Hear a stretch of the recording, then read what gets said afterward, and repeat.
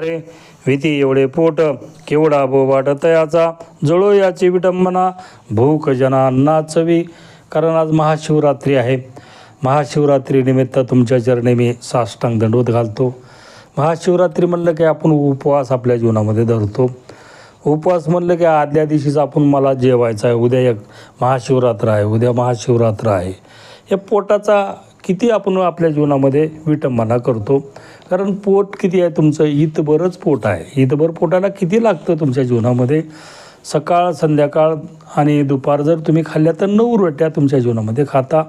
पण अख्खा आयुष्य तुमच्या जीवनामध्ये मला या पोटासाठी करावं लागतं. या पोटासाठी असा प्रत्येक मनुष्य त्याच्या जीवनामध्ये म्हणत राहतो.